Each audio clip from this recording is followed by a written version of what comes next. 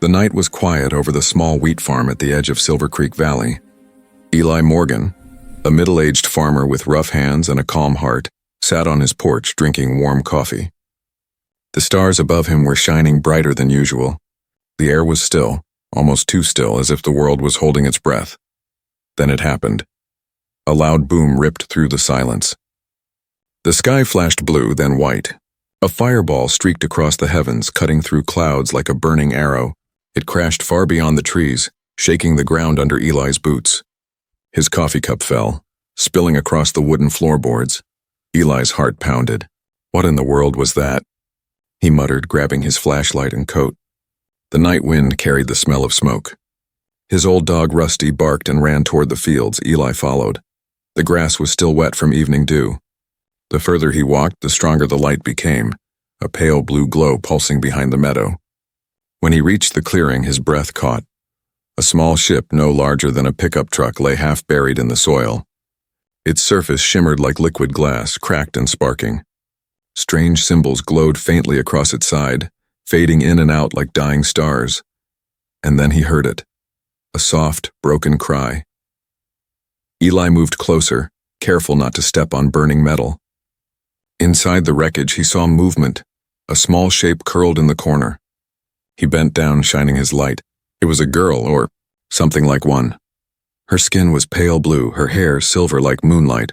She was thin, trembling, her eyes large and glowing faintly. She looked no older than 10. Her lips moved, forming sounds that weren't words but gentle tones, almost music. When his shadow fell over her, she gasped, weakly lifting her hand. A small device on her wrist blinked red, beeping faster. "Easy, easy," Eli whispered, lowering his light.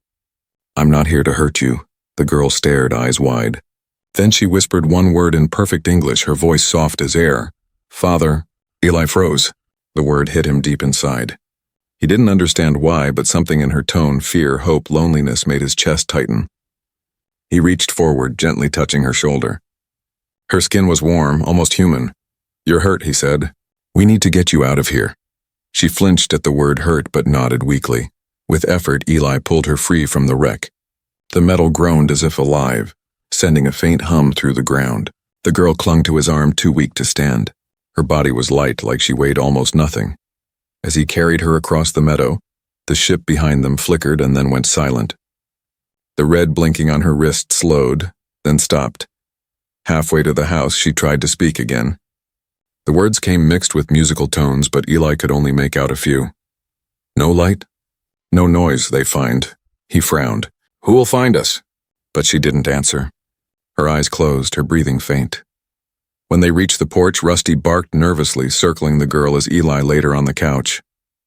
She was shivering, whispering strange words. Her skin began to shift color, blue fading to pale gray. Eli grabbed a blanket and covered her. He looked at her wrist device again. It had cracked open, glowing faintly inside. He didn't know what to do. Call someone? The police? The government? But deep down he felt she wouldn't be safe if he did. He remembered the fear in her eyes. The way she said father, no, he couldn't hand her over. Instead, he cleaned her wounds as best as he could. She had small burns on her arms and a deep cut on her leg. When he touched it, she whimpered, and the lights in the room flickered as if reacting to her pain.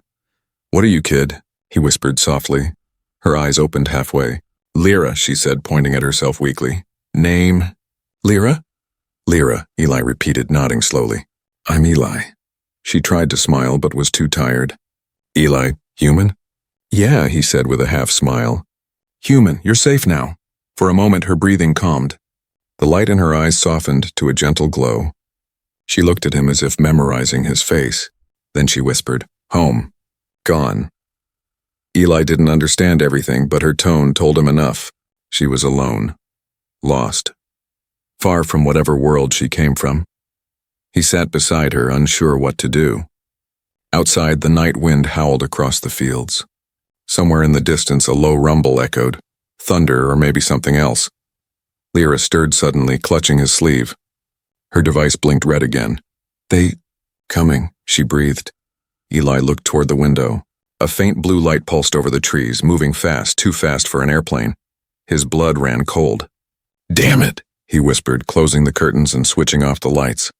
Rusty growled low, sensing danger. Eli knelt beside the couch, whispering, "Don't worry. Lyra, I'll keep you safe." She blinked slowly, tears forming in her glowing eyes. "Promise?" "Promise," he said firmly, though he had no idea what he was up against. Outside, the sound grew louder, like distant engines humming in the sky. The walls shook softly. The girl grabbed his hand tighter, whispering words he couldn't understand. Then suddenly everything went silent. No light, no sound, just darkness and the faint rhythmic beeping from the broken device on her wrist. Eli held his breath. The red light flashed 3 times and stopped. The screen went black, and in that moment, the only sound left was the quiet beating of 2 hearts, one human, one alien, both waiting for whatever came next. Morning light crept slowly through the cracks in the old farmhouse curtains. The storm had passed, but the air still smelled faintly of ozone, like burned metal and rain. Eli hadn't slept all night. He sat beside the couch where the strange girl, Lyra, lay wrapped in a blanket, breathing softly. She looked peaceful now, her silver hair spread over the pillow like threads of moonlight. But every time she twitched or murmured in her sleep, the lamps flickered. It was as if her dreams touched the electricity itself. Eli rubbed his eyes, muttering, "What am I supposed to do with you, kid?" He had seen many things in his life, storms, floods, even a tornado once, but never this. Never a creature who looked human yet not human, and she had called him father. That word still echoed in his chest. He stood, poured himself a cup of cold coffee, and turned on the old radio. But instead of music, he heard static, strange rhythmic static. It wasn't random. It pulsed like a pattern, 3 long bursts, 2 short. Then again. He frowned. The same sequence repeated. Lyra stirred. Her eyes opened slowly, glowing faint gold this time instead of blue. She looked confused, then afraid. Where am I?" "You're safe," Eli said softly. "My home. You crashed last night, remember?"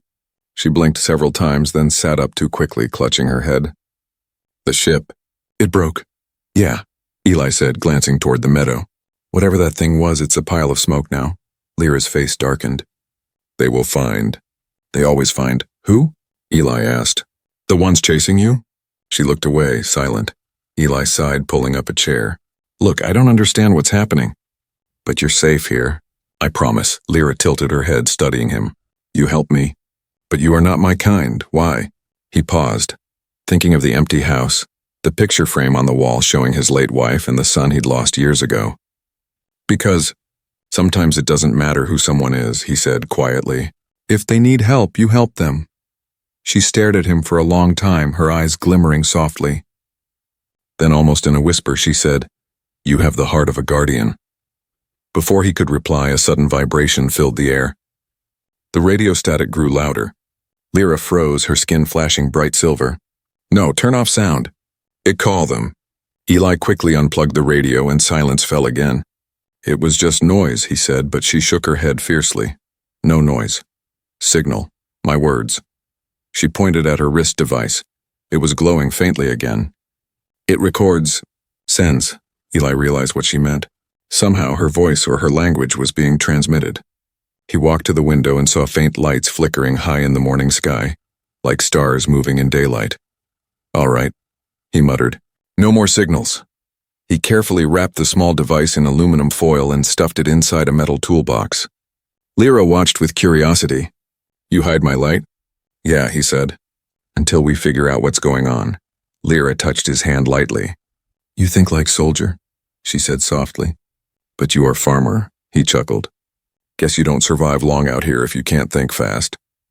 They spent the day in silence. Eli cooked soup.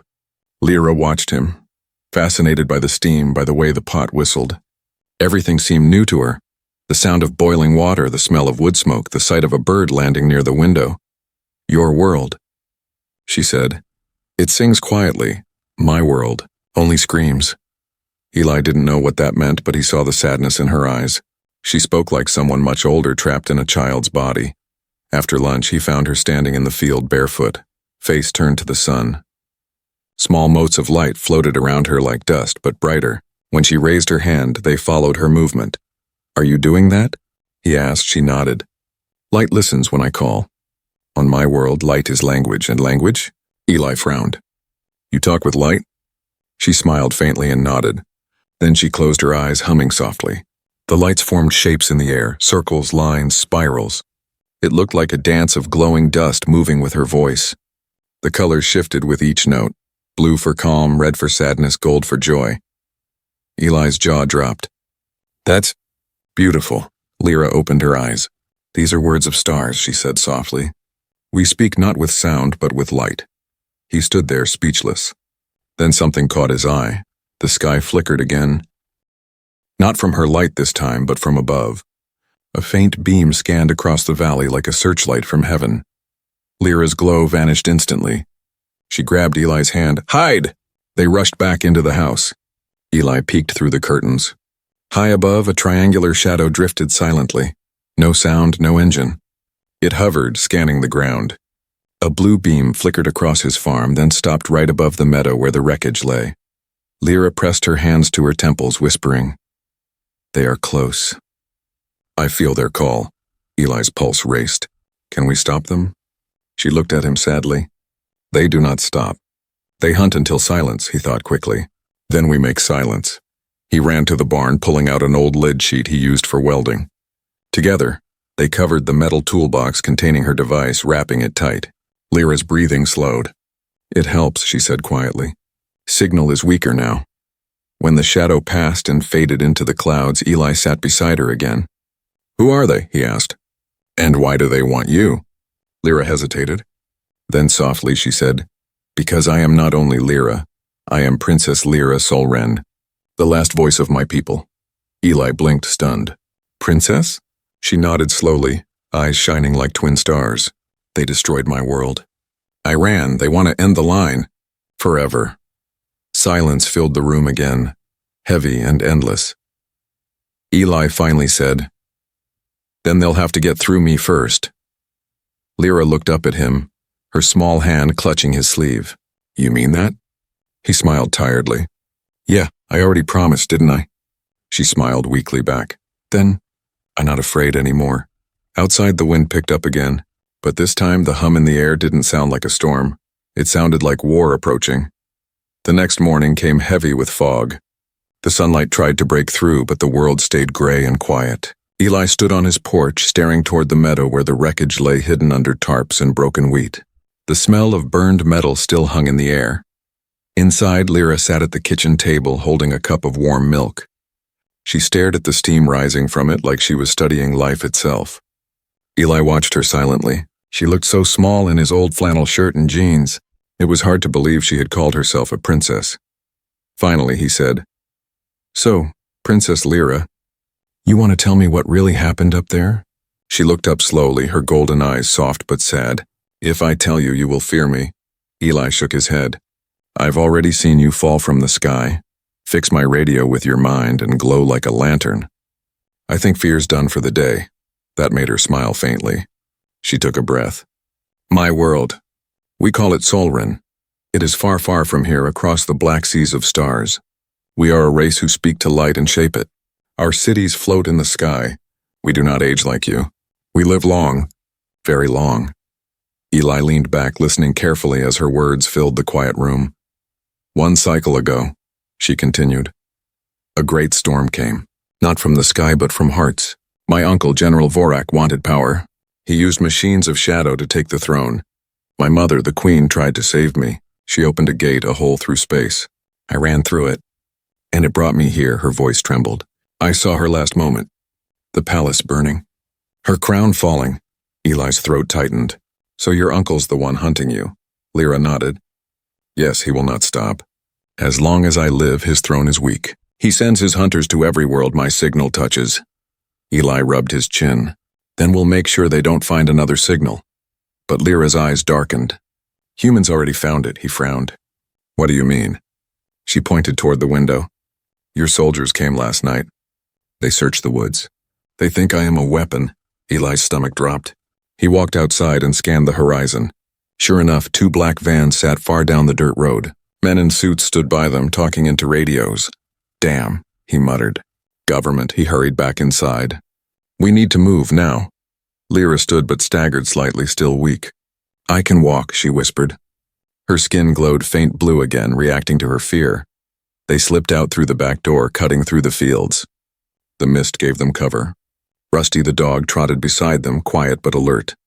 Every sound felt louder, the crunch of dry stalks, the hum of distant engines. Halfway to the forest, Lyra stopped. Wait, what is it? Eli whispered. She touched the air, tracing lines with her finger. Light followed, forming a glowing map, a three-dimensional image floating in front of them. Eli stared in awe. It showed not just the farm, but the men searching nearby. They carry metal eyes, she said. Machines that see heat. We cannot hide long. Eli gritted his teeth. Then we don't hide. We confuse them. He led her toward the old barn and opened the trapdoor to the storm cellar. Down there. Stay quiet, but do it, he said firmly. I'll deal with them. Lyra obeyed, eyes full of worry, before vanishing down the steps. Eli closed the trapdoor, covered it with straw, and grabbed his shotgun. He didn't want to hurt anyone, but he wasn't about to let strangers take her. Minutes later, 2 agents walked up the path. Their black boots crunched against the soil. Sir, one called out, this area is restricted. We're investigating a meteor crash. Eli wiped his hands on his jeans, pretending calm. Didn't see any meteor, just scared my dog half to death. The agent's gaze swept the yard. Mind if we look around? Eli forced a smile. Sure, just watch your step, fence wires loose. As they moved toward the barn, Lyra could hear muffled voices above her. Her heart pounded. The air shimmered faintly around her hands as she fought her instinct to use her power. The agent stepped closer to the trapdoor. Rusty suddenly barked, jumping between them. The men froze, startled. Eli quickly shouted, Rusty! Down? He gave the agents an apologetic shrug. Dog doesn't like strangers. They nodded stiffly and turned away. If you notice anything unusual, call this number. One handed him a card. Eli took it without a word. When they finally drove off, he let out a long breath and lifted the trap door. You okay? Lyra climbed out, eyes wide. You lied for me. Guess so, Eli said, smiling faintly. Seems I'm getting good at it. Lyra looked down, her voice quiet. On my world, a guardian who lies to protect the innocent is honored. Well, Eli chuckled. I'll take that as a compliment. But as the sun set that evening, his smile faded. He knew this wasn't over. The agents would be back, and next time they wouldn't just ask questions. That night, Lyra sat near the window watching the stars. Eli, she said softly, your people are curious. They will never stop looking for what they do not understand. He nodded slowly. That's true. But maybe they'll understand kindness someday. Lyra turned toward him. You sound like my mother. He smiled faintly. She must have been a wise woman. Lyra's eyes shimmered with tears. She was like you. Outside, thunder rolled again. Not from a storm this time, but from the sky above. A low hum echoed through the clouds. Lyra looked up sharply. They come again. Eli stepped beside her, gripping the curtain. Through the clouds, blue lights glowed, dozens of them. And then a metallic voice crackled from the radio on the table. This is General Vorak of the Solran Dominion. Surrender the fugitive child, or Earth will burn. Lyra's face turned pale. Eli stared at the radio, his jaw tightening. Over my dead body. The lights outside grew brighter, casting ghostly shadows across the fields, and the war for one little girl had just begun. The night sky burned blue. Eli stood in the doorway, shotgun clutched in both hands, watching strange lights sweep over his fields. The wind carried the sound of engines, not like any he'd heard before. They were deep and smooth, humming through the bones of the earth. Lyra stood beside him, trembling. Her skin flickered between silver and white, her fear visible like light trapped under her skin. They found me, she whispered. They found us. Eli glanced at her, his voice steady. Then we don't make it easy. He turned off every light in the house, plunging the room into darkness. Only Lyra's faint glow remained, painting the walls with soft, shifting colors. Eli touched her shoulder. Stay quiet. Don't move until I say. She nodded, her eyes wide and wet. Outside, the sound grew louder. Then headlights appeared down the dirt road, black vehicles, unmarked, moving in formation. They stopped by the gate. Men in armored suits stepped out, helmets gleaming in the blue light. Eli's heart hammered. He knew this wasn't just the government anymore. The air felt wrong, thicker, charged, like the space around the soldiers itself was bending. He raised the shotgun, whispering to himself, just like old times. One of the soldiers spoke into a device. Target located. Prepare containment. The ground shook. A bright beam fired from above, scanning the house. Windows shattered. Lyra gasped and fell to her knees, clutching her head. Eli rushed to her. Lyra, what's happening? They are using mind-wave signal to paralyze me, she gasped. Her voice broke with pain. It hurts. Eli looked around desperately. Hang on. I'll stop it. He ran to the breaker box and yanked the main power lever. The whole farmhouse went dead. Every wire, every bulb, every source of energy. The beam flickered, confused for a moment. Lyra's body relaxed slightly, but then the soldiers broke in. Glass exploded. Doors crashed open. Shouts echoed through the house. Eli fired once, warning into the air. Stay back! 2 soldiers lunged forward. One grabbed him, slamming him against the wall. The other aimed a strange weapon that hissed with blue light. Before Eli could react, they shot. A flash. Pain exploded through his chest. He fell, the shotgun clattering to the floor. Everything blurred. Lyra screamed, a sound that made the walls vibrate. Her eyes glowed bright gold, and every object in the room lifted into the air. Tables, chairs, glass, even the soldiers themselves. For a moment, gravity forgot its purpose. Leave him, she shouted, her voice echoing like thunder. Leave. The soldiers crashed into the walls, their weapons sparking. But before she could do more, another beam from above hit the house, stronger this time. It wrapped around her like chains of light. She cried out, struggling, but the force lifted her off the ground. Eli, she screamed, reaching toward him. Please. Eli, barely conscious, crawled toward her. His hand reached out, but the light pulled her higher through the broken roof. Lyra, he shouted weakly, and then she was gone, swallowed by the blue light and carried into the dark sky. Silence fell. Only the soft crackle of fire and the sound of distant engines remained. Hours later, Eli woke in a cold metal room. His head throbbed. Bright lights blinded him. He realized he was in a government facility. White walls, glass windows, machines humming quietly. A man in a black suit sat across from him. You've been through quite an event, Mr. Morgan, the man said calmly. Tell us where you found the girl. Eli glared at him. You already took her. Isn't that enough? The man smiled thinly. She's not a girl. She's an extraterrestrial asset. Dangerous, possibly contagious. You were exposed, so you'll stay here until we finish our investigation. Investigation? Eli growled. You're torturing a child. The man's expression didn't change. That child is responsible for multiple electromagnetic disturbances across the Western Hemisphere. We're containing a threat, not harming it. Eli slammed his fist on the table. Her name is Lyra. She's scared, not dangerous. The man sighed, pressing a button on the table. Guards entered. Take him back to holding. Eli struggled, shouting, You don't understand. She's running from something worse than you. You're just helping her enemies. But they dragged him away. Meanwhile, in a dark laboratory miles below ground, Lyra lay inside a glass containment chamber. Wires covered her body. Machines scanned her heartbeat, her temperature, her brain activity. She was awake, eyes open but empty. Every time she moved, the metal around her glowed faintly, reacting to her presence. 2 scientists watched from behind the glass. She's stable, one said quietly. Energy readings are extraordinary. If we could tap into this power, the other cut him off. The general said to keep her alive until they arrive. Who's they?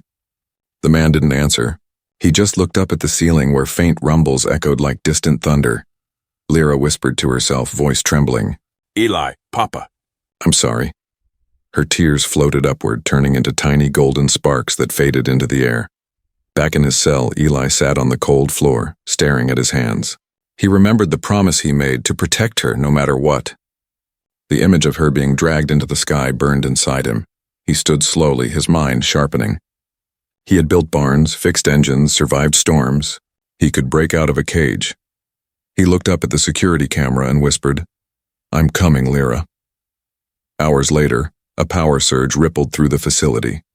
Alarms blared. The lights flickered red. In her glass cell, Lyra opened her eyes suddenly. Something inside her had awakened. Her pulse matched the rhythm of the alarms. With one deep breath, she reached into the light around her and the glass shattered like ice. Outside, guards shouted in panic. Systems failed one by one. Lyra stepped into the corridor, her eyes glowing bright silver now, not with fear but with fire. "Eli," she whispered. "I hear you." And far across the compound, Eli's cell door unlocked with a click. He smiled grimly. "That's my girl. The war wasn't over. It had just changed sides." The desert night was wide and empty. Wind rolled over the sand like a whisper carrying secrets. A lone pickup truck raced across the dry plain, headlights off, engine coughing in the cold air. Behind the wheel sat Eli Morgan, his clothes torn, his face streaked with dust. Beside him, wrapped in a gray blanket, was Lyra, no longer weak, no longer trembling. The faint silver glow beneath her skin lit the truck's cab like moonlight. They had escaped. The underground facility now lay miles behind them, half in ruins. Alarm still echoed in Eli's memory. The red lights, the shouting soldiers, the sound of glass exploding when Lyra broke free. He still didn't know how they had done it. One moment, his cell door had opened. The next, every lock in the building had failed. When the power surged, he found her standing in the corridor, her hair floating like threads of light. She had looked at him and simply said, "Let's go home." Now the highway stretched endless before them. Eli glanced at her. "You holding up okay?" Lyra nodded, staring out the window. "The air here feels alive. Not like metal rooms." "Yeah," he said softly. "Freedom smells like dust." For a while they drove in silence. Then Lyra said quietly, "They will come again. My uncle will not stop. Earth is small. He will burn it if he must." Eli tightened his grip on the steering wheel. "Then we'll make him regret stepping foot on my planet." Lyra turned to him, her eyes glowing faint gold. "You speak like a warrior, but you are not one." He smiled tiredly. "I wasn't before, but I guess family changes a man." Her expression softened. "You call me family?" Eli looked at her, voice low. "I already promised, remember? You're my daughter now." For the first time since the crash, Lyra laughed, a quiet, musical sound that filled the truck with warmth. "Then the Princess of Solren has a human father," my mother would smile. But her joy faded quickly as she pointed at the sky. "Look." Above them, faint blue streaks cut through the clouds, ships descending from orbit. Dozens of them, Eli swore under his breath. "We need cover." He turned off the highway, bumping down a narrow dirt road toward the mountains. In the distance, old radio towers rose against the horizon like rusted bones. "We can hide in the communication site. Nobody uses it anymore." As they drove closer, static filled the radio. Lyra frowned. "They are sending message to human leaders." "What kind of message?" She closed her eyes, listening. "They say surrender the royal fugitive. We come in peace if delivered." Her hands trembled. "They lie. They never come in peace," Eli gritted his teeth. "Then we don't let them talk for us." They reached the base of the towers just as dawn began to creep over the mountains. The air turned golden. Eli parked the truck behind a crumbling concrete wall. Lyra stepped out barefoot, sand glowing beneath her feet. She stared at the sunrise and whispered, "Every light in the sky feels like my home calling me." Eli joined her. "Maybe your home isn't gone yet," she shook her head. "It is ashes, but my people still listen. If I can reach them, I can stop the war." He looked at the rusted tower. "You mean send a signal?" "Yes." She placed her hands on the metal frame. The steel began to hum. Tiny sparks of white light danced between the wires. "I can speak through this." Eli stepped back, shielding his eyes. The tower glowed brighter, beams of light shooting upward. He heard faint whispers in the air, voices layered like a choir of stars. But the ground shook violently. Dust rained from the tower. Eli turned around and froze. Black ships were descending, sleek, silent, like shadows falling from heaven. He could see their symbols burning blue on the hull. The crest of House Vorak. "Lyra," he shouted. "They found us." She didn't stop. "Almost done," she yelled over the noise. "I'm sending coordinates to rebels of Solren." The first ship fired. The ground exploded, throwing Eli backward. Lyra screamed as flames surrounded the tower. Yet she stood firm, her body shining like a beacon. "Hear me," she cried into the sky. "The true heir lives. Rise, my people." Another blast hit nearby. Eli ran through the smoke, grabbed her, and pulled her away just before the tower collapsed. They tumbled onto the sand. Lyra coughed, exhausted but smiling faintly. They heard me. I felt them answer. Eli looked up. You sure? Before she could reply, something bright streaked across the sky. A fleet emerging from hyperspace, their ships marked with gold instead of blue. The air thundered as the two forces clashed above Earth. Lyra whispered, eyes wide. The rebellion. They came, Eli stared in disbelief. You mean those are your people? Yes, she breathed. They followed my call. Suddenly, explosions bloomed high above. Blue and gold lights collided like storms in the heavens. The night turned into day. One of the enemy ships crashed into the desert miles away, shaking the ground. Eli helped her stand. We have to move. They'll fight over this place. Lyra nodded weakly. There is one ship from the rebellion landed near. We must reach it. They began walking through the desert, guided by the glow of fires in the sky. Each step felt heavier. The heat, the smoke, the roar of war. It all pressed down on them. As they neared a rocky ridge, a small transport ship appeared, descending fast. The hatch opened. An alien figure stepped out, tall, graceful, with light shimmering under their skin. When they saw Lyra, they dropped to one knee. One spoke, voice shaking. Princess Lyra Solren, the fallen star returns. Eli watched, stunned. Lyra looked at them, her face torn between relief and sadness. Rise, she said softly. I am no longer a princess. I am a refugee. The soldier shook his head. To us, you are hope. She turned to Eli, her eyes bright with tears. You see, Papa? They remember. Eli nodded slowly. Then let's get you home. They stepped into the ship together as the battle raged above. The hatch closed and the engines roared to life. Through the window, Eli saw the desert fading below them. The world grew smaller, bluer, peaceful again. Lyra looked at Earth one last time. I will come back, she whispered. This world gave me a father. Eli smiled faintly. And you gave this old man something to fight for. As the ship vanished into the stars, the war between gold and blue light spread across the horizon. And somewhere beyond, a legend was already forming, of a poor alien girl who became a princess again, and of the human who stood by her when no one else would. The stars were brighter than Eli had ever imagined. Through the small window of the alien ship, he saw endless light, swirling blues, shimmering golds, and the silent dance of galaxies far beyond Earth's sky. His hands gripped the seat as the ship jumped through hyperspace. He could feel it in his bones, like being stretched through light and sound at once. Lyra sat beside him, calm and glowing faintly. Her eyes reflected the stars, 1,000 tiny suns living in her gaze. She wore a cloak given by her people, thin as silk, shining faint silver with each breath. Eli still wore his worn flannel jacket and boots. The contrast between them was almost funny, a farmer and a princess traveling through the universe together. How far? He asked. Lyra looked ahead. 2 more jumps. Then we reach Solren. My world, he swallowed. And what's left of it? She hesitated before answering. Ashes, maybe. But where there are ashes, light can grow again. Her words hung between them, heavy but hopeful. Hours later, the ship dropped out of hyperspace. Before them stretched a vast broken planet.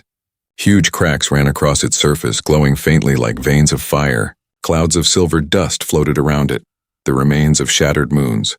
Massive wrecks of ships drifted silently, relics of a war that had burned everything. Eli's chest tightened. Good Lord. Lyra's voice trembled. This was home. The pilot, a tall alien soldier named Kale, turned toward her. Your Highness, our base is still active beneath the northern mountains. Rebels wait for you there. They will follow your command, she nodded. Take us down. As the ship descended, Eli noticed flashes on the horizon and explosions. Someone's still fighting down there, he said. Kale's face hardened. Vorak's fleet never left. They hold the capital ruins and hunt the survivors. Lyra's hands tightened on the seat. Then we end it tonight, Eli frowned. We, you mean we're going into that? She looked at him, eyes steady. You promised to protect me, Papa. Now I must protect you. He smiled faintly. Fair trade, kid. The ship landed in a hidden canyon, its engines silent. Rebel soldiers hurried to greet them. Men and women of Lyra's kind, their skin glowing faint colors, their eyes full of disbelief and hope. When they saw Lyra, they knelt. Some wept openly. One soldier whispered, The Star Princess lives. Lyra raised her hand. No more kneeling, she said softly. Today we stand, all of us. Cheers rippled through the canyon. Eli felt goosebumps rise on his arms. He had seen small towns celebrate harvest, but this was different. It was the sound of an entire people remembering courage. Kale handed Lyra a crystalline device. Your mother's scepter. We recovered it from the palace ruins. It still holds her light. Lyra took it carefully. The crystal pulsed gold. She whispered, Mother? Eli stepped closer. What is it? She smiled faintly. A key, to end what he began. Later that night, they stood on a ridge overlooking the ruined capital. Black spires rose from the smoke, glowing with blue energy. Vorak's ships circled like vultures around a dying flame. Eli stared through binoculars. That the palace? Yes, Lyra said. He made it his fortress. Figures. Always gotta sit on someone else's throne, Eli muttered. Kale pointed toward a canyon path. We can get inside through the old energy tunnels. But his guards, we don't sneak, Lyra interrupted. Her voice was quiet but strong. We announce our return. Kale blinked. Announce? She stepped forward, holding the scepter high. The people who still hide will see our light. They will know I live. Before anyone could stop her, she lifted the scepter skyward.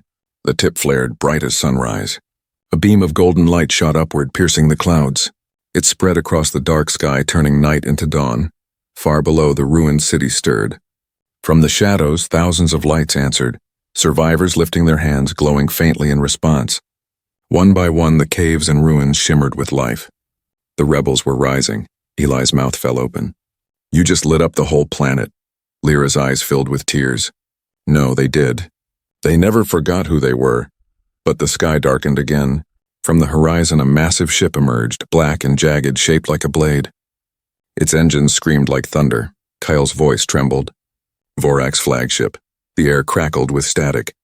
A deep voice boomed from the heavens. Lyra Solren, my dear niece.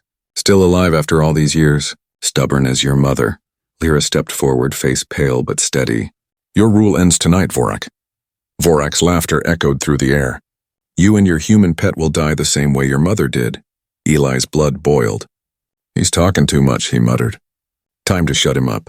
He grabbed a fallen rifle from one of the rebels. Kale tried to stop him. That weapon is alien. Eli cocked it and smirked. So's the situation. Moments later, the battle began. Vorak's drones filled the sky, firing blue plasma down on the rebels. Lyra stood in the open, the scepter glowing like a sun.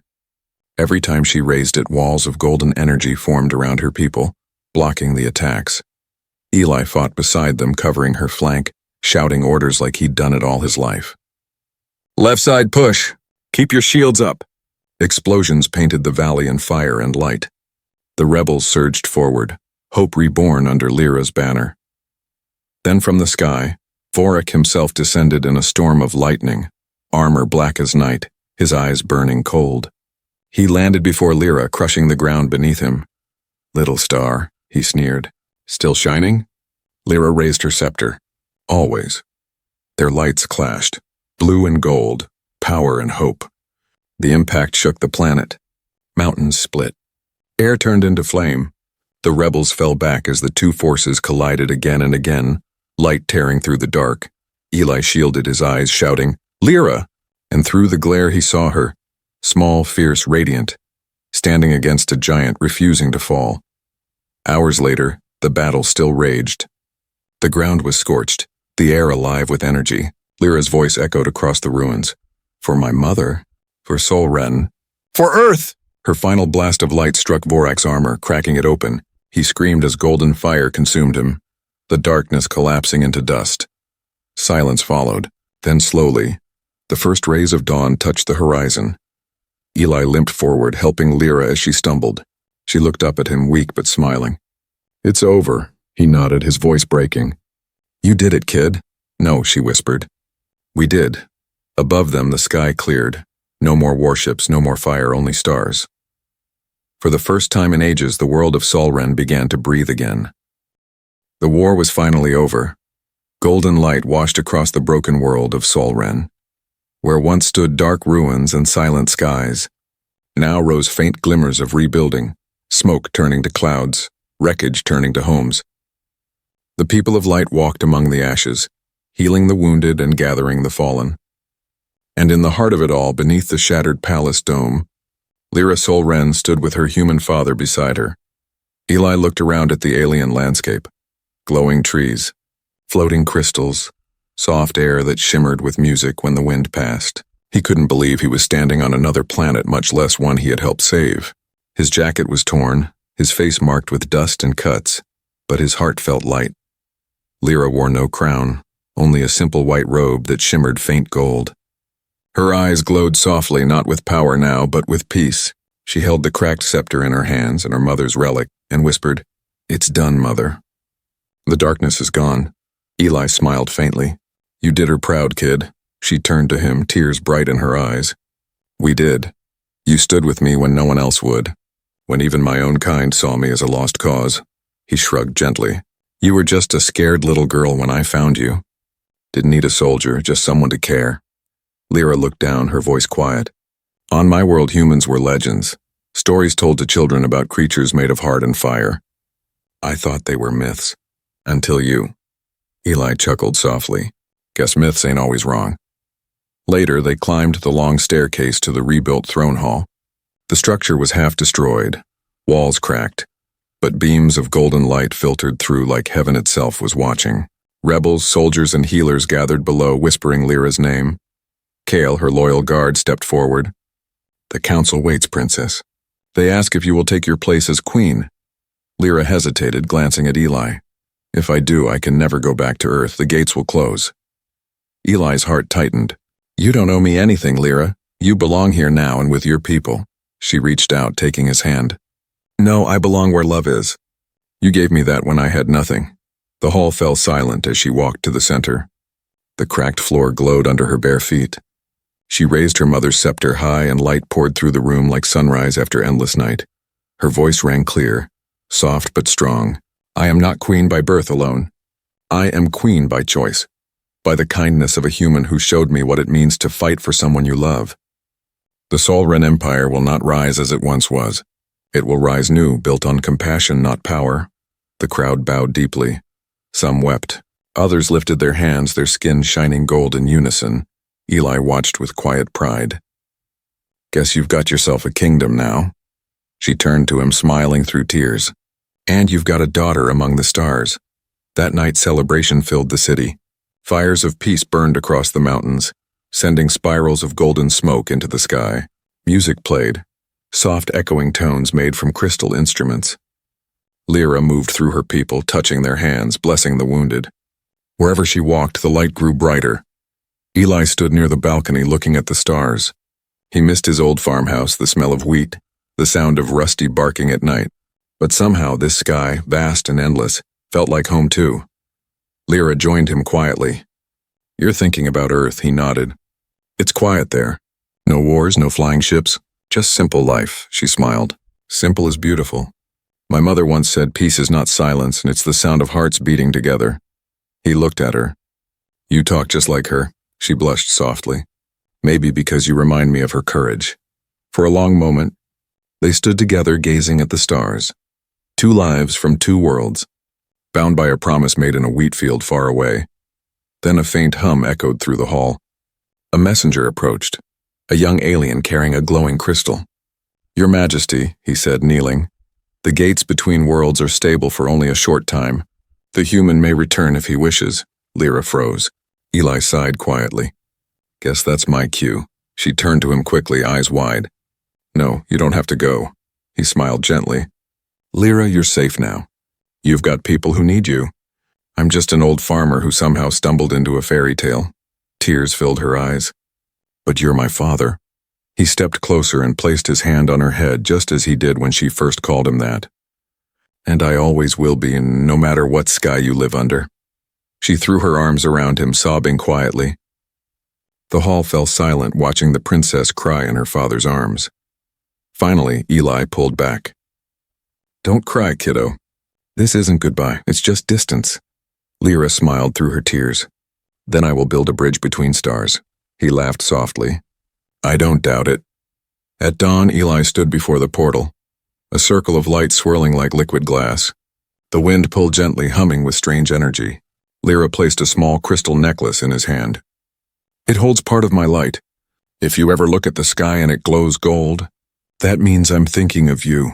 He slipped it around his neck. I'll keep it close, always? She asked softly. Always, he promised. As he stepped into the light, her voice echoed behind him. Goodbye, father. He turned one last time and smiled. Goodbye, princess. And then he was gone, a shimmer fading into the morning. Years later, on a quiet farm under the same earth sky, Eli sat on his porch watching the stars.